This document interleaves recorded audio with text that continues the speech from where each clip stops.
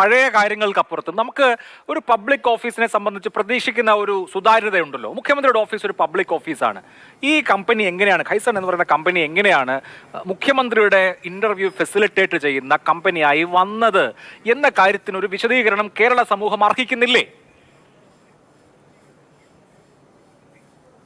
തീർച്ചയായിട്ടും ഞാൻ പറഞ്ഞല്ലോ, ഇത്തരത്തിലൊരു അഭിമുഖത്തിനായിട്ട് കേരളത്തിലെ മുഖ്യമന്ത്രി അദ്ദേഹത്തിന്റെ സംഘം ഒരു PR ആഫീസിനെയും ചുമതലപ്പെടുത്തിയിട്ടില്ല. മറ്റു കാര്യങ്ങൾ ചെറിയ സമയത്തിനുള്ളിൽ തന്നെ മുഖ്യമന്ത്രിയും അദ്ദേഹത്തിന്റെ ഓഫീസും നിങ്ങളോട് വിശദീകരിക്കും. തൊട്ടു മുമ്പ് ലീഗിന്റെയും കോൺഗ്രസിന്റെയും പ്രതിനിധികൾ അവരവരുടെ ഭാഗമെടുത്തുകൊണ്ട് പല കാര്യങ്ങളും വിശദീകരിച്ചു. ഞാൻ പറയുന്നത്, ലീഗിന് പഠിക്കാൻ അന്തസ്സുള്ള ആളുകൾ ആഫീസിലില്ലെങ്കിൽ അല്പമെങ്കിലും കുറവില്ലാത്ത ആളാണ് ഞാൻ മനസ്സിലാക്കുന്നു യൂത്ത് കോൺഗ്രസിന്റെ മുൻ നേതാവായിട്ടുള്ള നമ്മുടെ സഹപാനലിസ്റ്റ്. അദ്ദേഹത്തെ കണ്ടെങ്കിലും പഠിക്കാൻ തയ്യാറാകണമെന്ന് അഭ്യർത്ഥിക്കുകയാണ്. നിങ്ങൾക്ക് ഒളിവ് ജീവിതവും രാഷ്ട്രീയ പ്രവർത്തനവും അങ്ങ് സൂചിപ്പിച്ച പരിപാടികൾക്കുള്ള ഉപാധിയായിട്ടായിരിക്കും ലീഗ് കരുതുന്നത്. അത് ലീഗ് ആഫീസിൽ വെക്കണം. ആ അളവുകോലെടുത്ത് നാട്ടിന് പുറത്തേക്ക് ഇറങ്ങിയാൽ മുഖമടിച്ച് പൊട്ടിക്കും ജനങ്ങൾ.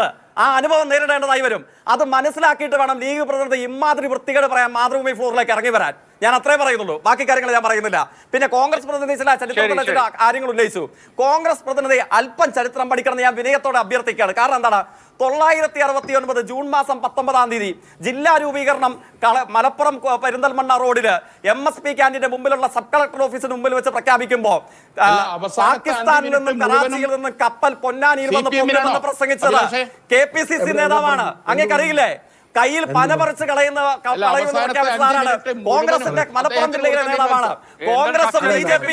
കോൺഗ്രസും BJPയും സംയുക്തമായിട്ടാണ് മലപ്പുറം ജില്ലാ രൂപീകരണത്തെ എതിർത്തത്.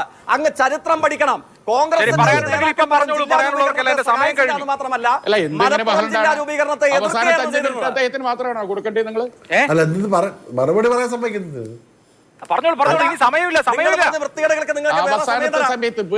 വൃത്തികേട് ചെയ്യുന്നവനും നമ്മുടെ വിഷയം അതൊന്നുമല്ല. വളരെ വളരെ ആരോഗ്യകരമായ സംവാദമാണ്. ഏത് വിഷയത്തിലും ഉണ്ടാവേണ്ടത് അങ്ങോട്ടും ഇങ്ങോട്ടുമുള്ള വാഗ്വാദങ്ങളല്ല. അത്തരത്തിലുള്ള എല്ലാ പരാമർശങ്ങളെയും ഞാൻ ഡിസോൺ ചെയ്തുകൊണ്ട് സൂപ്പർ പ്രൈം ടൈം അവസാനിക്കുന്നു.